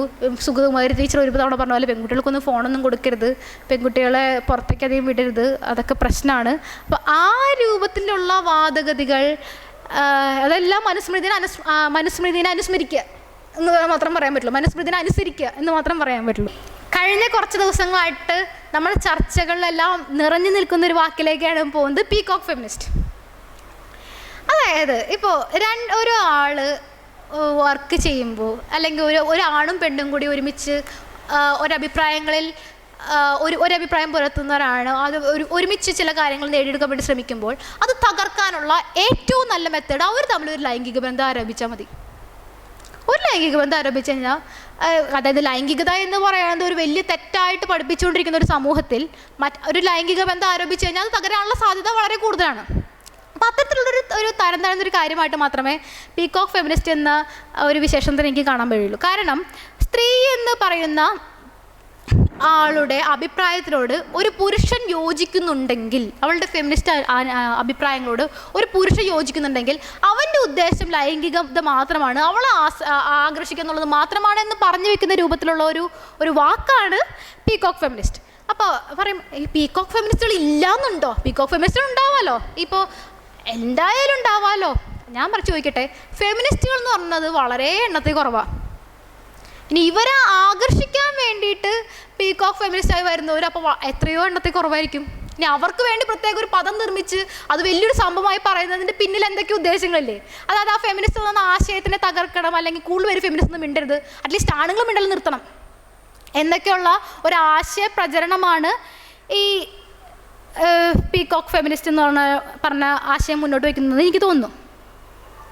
അതായത് സ്ത്രീക്ക് തൻ്റെ ശരീരം കൊണ്ടല്ലാതെ മറ്റൊരാളിൽ സ്വന്തം അഭിപ്രായം ഇൻഫ്ലുവൻസ് മറ്റൊരാളെ സ്വാധീനം ഉണ്ടാക്കാൻ സാധിക്കില്ല എന്നുള്ള പോലെ. എനിക്ക് നല്ല ശരീരമുണ്ടെങ്കിൽ എനിക്ക് എന്നെ കാണാൻ ഭംഗിയുണ്ടെങ്കിൽ ഒരു പക്ഷേ ഈ ലൈംഗിക ആകർഷണം കൊണ്ട് ചില പുരുഷന്മാർ എന്നോട് യോജിച്ചേക്കാം, അല്ലാത്ത പക്ഷം യോജിക്കില്ല. സ്ത്രീ അത്രയും കഴിവ് കുറഞ്ഞവളാണ് എന്നുള്ള ഒരുപാട് വ്യംഗ്യാർത്ഥങ്ങൾ, ഒരുപാട് വേദനിപ്പിച്ചൊരു പദം കൂടിയാണ് ഈ പീകോക്ക് ഫെമിനിസ്റ്റ്. ഇത് ഈ സെക്സ് ഷെയ്മിംഗ് എന്ന് പറയുന്നത് ഒരുപാട് നടത്താറുണ്ട്. നേരത്തെ പറഞ്ഞ പോലെ തന്നെ ഉയരുന്ന സ്ത്രീ ശബ്ദങ്ങളെ ലൈംഗികതയുമായി ബന്ധപ്പെടുത്തി എന്തെങ്കിലും പറഞ്ഞു കഴിഞ്ഞാൽ ഭൂരിഭാഗം പേരും മുന്നോട്ട് പോകും. അതായത് ഞാൻ നേരത്തെ പറഞ്ഞ പോലെ ഒരുപാട് വൈതരണികളിലൂടെയാണ് സ്വതന്ത്ര ചിന്തകർ സ്ത്രീകളിൽ ഉണ്ടായി വരുന്നത്, അല്ലെങ്കിൽ സ്വതന്ത്ര ചിന്തകർ തന്നെ ആവണമെന്നില്ല, അഭിപ്രായം പ്രകടിപ്പിക്കുന്നവർ സ്ത്രീകളിൽ ഉണ്ടായി വരുന്നത്. അപ്പം ഈ അഭിപ്രായം പ്രകടിപ്പിച്ചുകൊണ്ട് മുന്നോട്ട് വരുന്ന ഒരാളെ കുറച്ച് ലൈംഗിക ചൊവ്വയുള്ള സംസാരമോ ചീത്ത പറയലുകളോ അങ്ങനെയൊക്കെ ഉണ്ടെങ്കിൽ കുറേ പേര് മനസ്സുമെടുത്ത് പിന്നോട്ട് പോകും. അത് ഒരുപാട് കാലങ്ങളായിട്ട് തുടർന്നുകൊണ്ടിരിക്കുന്ന, സമൂഹം ഇപ്പോഴും ചെയ്തുകൊണ്ടിരിക്കുന്ന ഒരു വൃത്തികേടാണ്. അപ്പോൾ ഉയർന്ന സ്ത്രീ ശബ്ദങ്ങളെ ലൈംഗികതയുമായി ബന്ധപ്പെടുത്തി അധിക്ഷേപിച്ചാൽ അതുവഴി ഓൺലൈൻ ലോകവും ആണധികാരത്തിൻ്റെ പാരമ്പര്യങ്ങളിലേക്ക് പരിമിതപ്പെടുത്താമെന്ന് ചില സ്ത്രീ വിരുദ്ധർ കണക്ക് കൂട്ടുന്നു. ഓൺലൈൻ ലോകം, അതായത് ഇപ്പോൾ വളരെ എളുപ്പത്തിൽ അഭിപ്രായം പ്രകടിപ്പിക്കാൻ പറ്റിയൊരു വിർച്വൽ വേൾഡ് തന്നെയാണ് ഓൺലൈൻ ലോകം. ഫേസ്ബുക്ക് ആയാലും എന്തായാലും വീട്ടിലിരുന്നു കൊണ്ട് നമ്മളെ സ്വന്തം ഇൻ്റർനെറ്റ് കണക്ഷൻ ഉപയോഗിച്ച് നമ്മുടെ അഭിപ്രായങ്ങൾ പറയാം. അങ്ങനെ അഭിപ്രായങ്ങൾ പറഞ്ഞുകൊണ്ട് സ്ത്രീകൾക്ക് മുന്നോട്ട് വരാനുള്ള ചാൻസ് ഉണ്ട്. കാരണം അവർക്ക് പുറത്തിറങ്ങി നടക്കേണ്ട, ആരെയും ഫേസ് ചെയ്യേണ്ട. അപ്പോൾ വാചകങ്ങളുടെ അഭിപ്രായങ്ങൾ പ്രകടിപ്പിക്കാനുള്ള വലിയൊരു സാധ്യതയുണ്ട്. അത് ഇല്ലാതാക്കാനുള്ള ആൺകോയ്മയുടെ വേറൊരു കണക്കുകൂട്ടലാണ്, സ്ത്രീ വിരുദ്ധരുടെ ഒരു കണക്കുകൂട്ടലാണ് ലൈംഗികതയുമായി ബന്ധപ്പെടുത്തി അവൾ അധിക്ഷേപിക്കാൻ. VP റെജീനയുടെ അക്കൗണ്ട് അടപ്പിച്ച വാർത്ത ഓർമ്മയുണ്ടാവും. VP റെജീനയുടെ പോസ്റ്റ് ഞാൻ വായിക്കാം. പേരൊക്കെ ചോദിച്ചുകൊണ്ട് തൊട്ടൊഴിഞ്ഞ് ഉസ്താദിൻ്റെ കൈ പോകുന്നത് കുട്ടികളുടെ മുൻഭാഗത്തേക്കാണ്. ഓരോ വട്ടം തൊറ്റ് 5-ലെത്തിയ സുന്ദരിയായ നജ്മ 2-ലും 3-ലും ഓരോ വട്ടം തൊറ്റ് 5-ലെത്തിയ സുന്ദരിയായ നജ്മ അപ്പോഴേ വലിയ ആളായിരുന്നു. ഉസ്താദ് വേണ്ടാത്തിടത്തൊക്കെ പിടിക്കുമെന്ന് നജ്മ ദേഷ്യത്തോടെ ഞങ്ങളോടൊക്കെ പറയുമായിരുന്നു. ഇന്നും രാത്രി കാലങ്ങളിൽ വലിയ വലിയ പെൺകുട്ടികൾ മദ്രസയിൽ പോകുന്നത് കാണുമ്പോൾ ഞങ്ങൾക്കൊന്നും ക്ലാസ്സിൽ ഒപ്പം പഠിക്കുന്ന ആൺകുട്ടികളെ അല്ലായിരുന്നു പേടി, പഠിപ്പിക്കാൻ വരുന്ന ഉസ്താദുമാരായിരുന്നു. ഇതായിരുന്നു അവരുടെ പോസ്റ്റ്. അപ്പോൾ അതിനെ തുടർന്ന് വലിയ വിവാദങ്ങളുണ്ടായി. അവരുടെ അക്കൗണ്ട്, മാധ്യമപ്രവർത്തകയായിരുന്ന അവരുടെ ഫേസ്ബുക്ക് അക്കൗണ്ട് പൂട്ടിക്കുക പോലും ഉണ്ടായി. കാരണം ഉയരുന്ന ശബ്ദങ്ങൾ പേടിയാണ്. ഇവർ തുറന്ന് ഈ പെൺകുട്ടികളെല്ലാം തുറന്ന് പറയാൻ തുടങ്ങി കഴിഞ്ഞാൽ ഇവിടെ എന്താവും. അത് അന്ന് ഒരു കമൻറ്റ് എനിക്ക് ഇപ്പോഴും ഓർമ്മയുണ്ട്. എന്താണ് ഇപ്പോൾ വീട്ടുകാരോടൊന്നും പറഞ്ഞിട്ട് ഇത് രസിച്ചിരിക്കുകയായിരുന്നോ എന്നൊക്കെയുള്ള ചോദ്യങ്ങളാണ്. അപ്പോൾ ഇത്തരത്തിൽ ഉയർന്ന ശബ്ദങ്ങളെ അടിച്ചമർത്താനുള്ള ഒരുപാടധികം മെത്തേഡുകൾ ഉപയോഗിച്ചു വരുന്നുണ്ട്. റിമ കല്ലിങ്കൽ ഒരു പോസ്റ്റ് അടുത്ത കാലത്ത് ഷെയർ ചെയ്തിരുന്നു. ആർത്തവത്തെ ഭയക്കുന്ന ദൈവം ആനപ്പിണ്ടങ്ങളെ ഭയക്കാത്തതാണ് ആനകൾക്ക് വിനയായത്. ഇതൊരു യക്ഷൻ എന്ന പേജിൽ നിന്ന് ഒരു കോട്ട് റിമ കല്ലിങ്കൽ ഷെയർ ചെയ്തിട്ടതാണ്. അപ്പോൾ അവിടെ വന്നിരിക്കുന്ന കമൻറ്റുകൾക്കൊക്കെ 1000-2000 ലൈക്കുകളൊക്കെയാണ്. അതൊന്നും എനിക്ക് വായിക്കാൻ പറ്റുന്ന അവസ്ഥയിലല്ല. കുറച്ച് മൈൽഡായിട്ടുള്ള 2-3 ഞാൻ വായിക്കാം.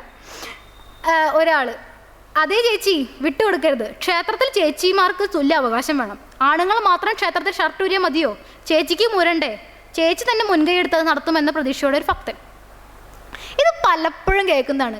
ഞങ്ങൾക്ക് തുല്യ അവകാശം വേണമെന്ന് പറയുമ്പോൾ അപ്പോൾ നിങ്ങൾക്ക് എന്ത് ചെയ്യണം? ഞങ്ങളിപ്പോൾ ഷർട്ട് ഊരി നടക്കാറുണ്ടല്ലോ, നിങ്ങൾക്ക് അതുപോലെ നടക്കാൻ അവകാശം വേണോ? അത് വേണ്ടേ? അങ്ങനെയൊക്കെയുള്ള ചോദ്യങ്ങൾ, സെക്സ് ഷെയ്മിങ്, ലൈംഗികതയുമായി ബന്ധപ്പെടുത്തി അധിക്ഷേപിക്കുക. വേറൊരാളുണ്ട്, ഇന്ത്യയിലെ ഒരു ക്ഷേത്രത്തിലും സ്ത്രീകളുടെ പാവാട പൊക്കി നോക്കിയിട്ടില്ല, ചേച്ചി ധൈര്യമായിട്ട് പോകണം. ആർത്തവ സമയത്ത് പൊക്കോ, ആരും പാവാട പൊക്കി നോക്കാനൊന്നും പോകണില്ല. പിന്നെ ചേച്ചിയുടെ പ്രശ്നം എന്താ? ചേച്ചിക്ക് ആർത്തവ സമയത്ത് പോകണമെങ്കിൽ ആരും പാവാട പൊക്കി നോക്കാൻ പോകണില്ല, ചേച്ചി പൊക്കോ. അതായത് നുണ പറഞ്ഞൊക്കെ പൊക്കോ. അല്ല, എത്രമാത്രം നിന്ദയാണ് ഓരോ വാക്കുകളിലും അടങ്ങിയിരിക്കുന്നതെന്ന് ആലോചിച്ച് നോക്കൂ. അതായത് ഒരാൾ അഭിപ്രായം പറയുമ്പോൾ അതിനെ ഏറ്റവും നികൃഷ്ടമായ രൂപത്തിൽ അടിച്ചമർത്താൻ കൈക്കൊണ്ടുവരുന്ന ചില രീതികൾ. വേറൊരു കമൻറ്റും കൂടി വായിക്കാം.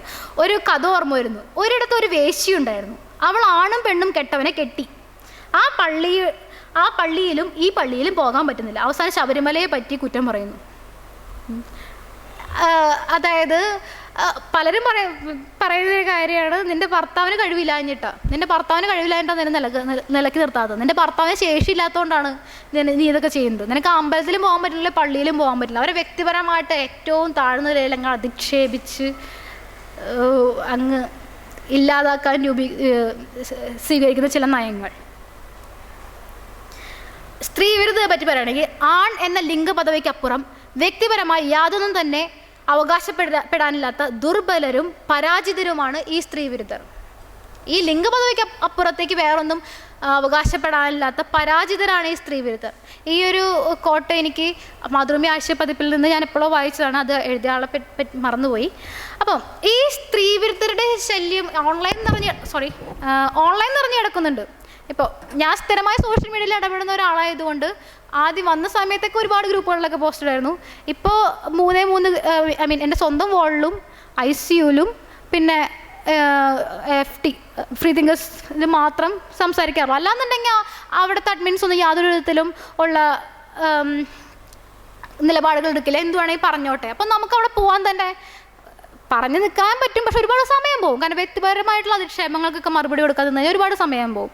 ആശയപരമായിട്ടുള്ള സംവാദനങ്ങൾ വളരെ കുറവാണ്. നമ്മളൊരു ആശയം മുന്നോട്ട് വെച്ചാൽ അതിൽ ആശയപരമായി സംവദിക്കുന്നവർ വളരെ കുറവാണ്. അതേസമയം വ്യക്തിപരമായി അധിക്ഷേപിക്കുക, അല്ലെങ്കിൽ നിനക്ക് ശ്രദ്ധ കിട്ടാൻ വേണ്ടിയിട്ടല്ലേ, അല്ലെങ്കിൽ നിൻ്റെ കോംപ്ലക്സ് കാരണമല്ലേ.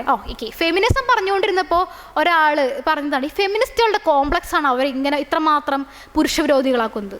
ഫെമിനിസ്റ്റുകൾ പുരുഷവിരോധികളാണെന്ന് ഒരിക്കലും പറയാൻ പറ്റില്ല. കാരണം എന്നേക്കാൾ നല്ല പുരുഷ ഫെമിനിസ്റ്റുകൾ എനിക്കറിയാം. പീക്കോക്ക് ഫെമിനിസ്റ്റ് എന്ന് ആര് വിളിച്ചാലും എനിക്കതൊരു വിഷയമല്ല, ഫെമിനിസ്റ്റുകൾ തന്നെയെന്ന് ഞാൻ വിളിക്കും.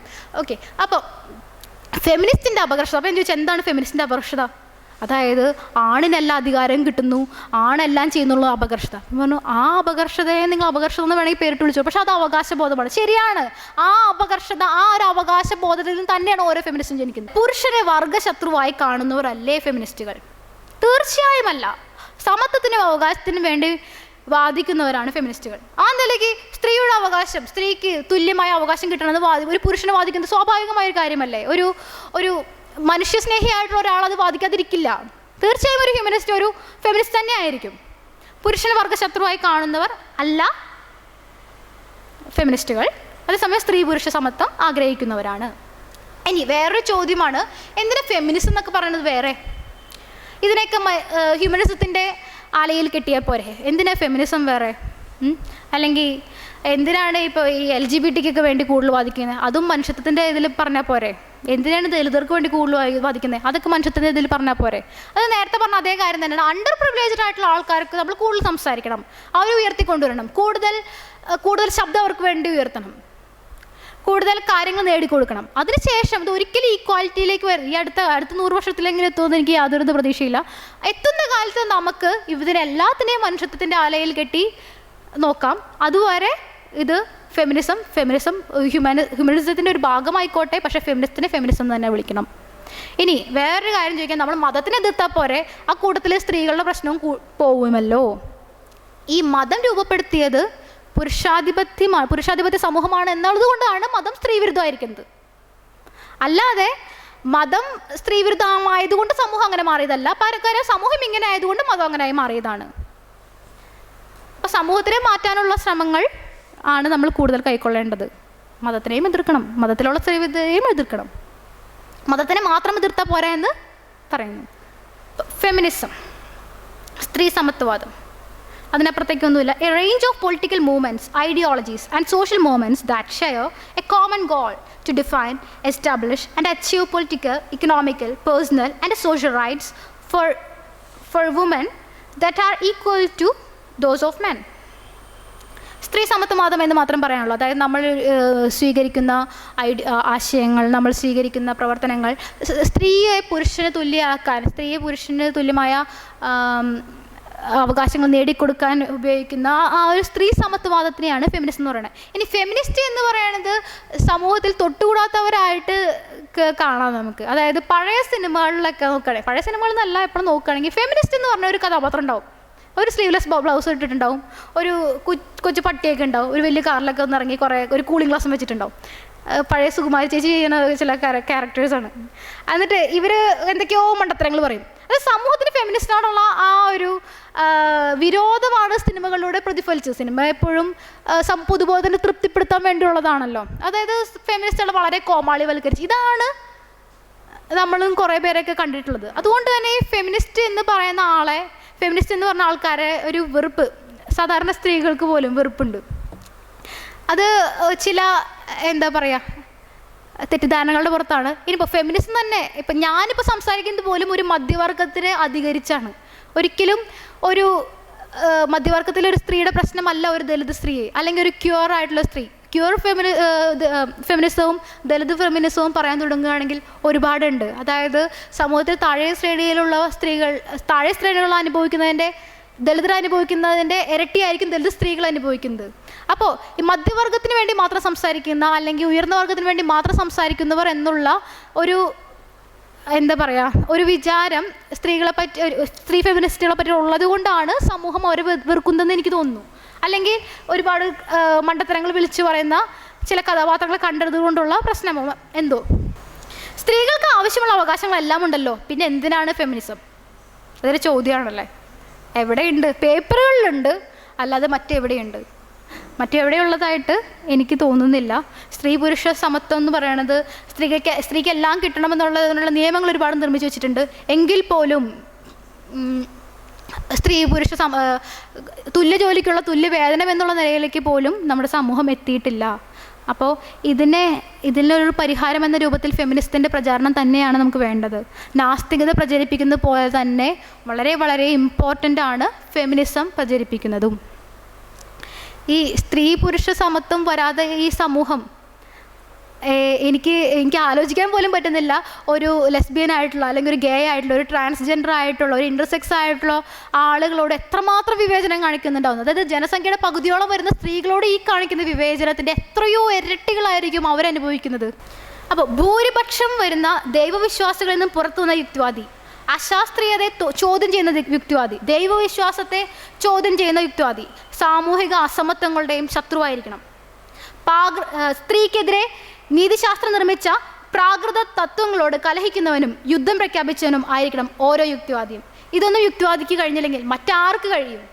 അറ്റ്ലീസ്റ്റ് യുക്തിവാദി നിർബന്ധമായാലും ഒരു ഫെമിനിസ്റ്റ് ആയിരിക്കണം എന്നാണ് എൻ്റെ സ്വകാര്യമായിട്ടുള്ള ആവശ്യം. അങ്ങനെ തന്നെ ആയിരിക്കണം എന്നുള്ളതാണ് നമ്മുടെ സമൂഹത്തിൻ്റെയും ആവശ്യം.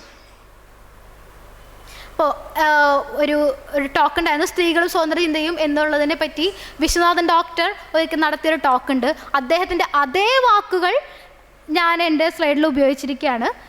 അതുതന്നെയാണ് എനിക്ക് പറയാനുള്ളത്. ദളിതർ, ആദിവാസികൾ, സ്ത്രീകൾ, ഇങ്ങനെ പാരമ്പര്യ സമൂഹം പൂർണ്ണ മനുഷ്യത്വം കൽപ്പിച്ചിട്ടില്ലാത്തവർക്ക് തുല്യനീതി ലഭിക്കണമെന്ന് കരുതാത്ത ആർക്കും സ്വതന്ത്രചിന്തകൻ അഥവാ യുക്തിവാദി എന്ന പേരിന് അർഹതയില്ല. അതായത് ഒരു ഫെമിനിസ്റ്റ് ആവാതെ യുക്തിവാദി ആകാൻ കഴിയില്ല.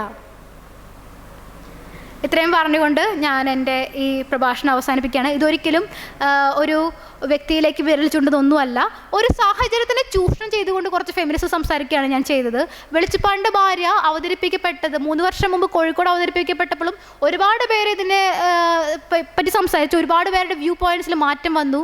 ചിലർക്ക് അതിനുശേഷം ഫെമിനിസ്റ്റ് ആയിപ്പോയെന്നൊരു അന്നൊരു വലിയൊരു അവസരമായിരുന്നു ഫെമിനിസം സംസാരിക്കാനുള്ളത്. അതിനുശേഷം പിന്നെ അവതരിപ്പിക്കപ്പെട്ടപ്പോൾ പിന്നെ നമുക്കൊരു അവസരം കിട്ടി. അതുകൊണ്ട് കൂടുതൽ സംസാരിക്കാൻ കഴിഞ്ഞു, എനിക്കിങ്ങനെ ഒരു ടോക്ക് ചെയ്യാൻ കഴിഞ്ഞു. അപ്പോൾ ആ അവസരങ്ങൾ ചൂഷണം ചെയ്തുകൊണ്ട് കുറച്ച് കാര്യങ്ങൾ ആൾക്കാർക്ക് പറഞ്ഞു കൊടുക്കാമെന്നുള്ള ഒരേ ഒരു ലക്ഷ്യം മാത്രമേ ഈ പ്രഭാഷണത്തിനുണ്ടായിരുന്നുള്ളൂ. ഒരു വ്യക്തിയെയും ഒരാളെയും തന്നെ പ്രതിസ്ഥാനത്ത് നിർത്താനോ വിമർശിക്കാനോ അതുകൊണ്ട് ഉദ്ദേശിച്ചിട്ടില്ല.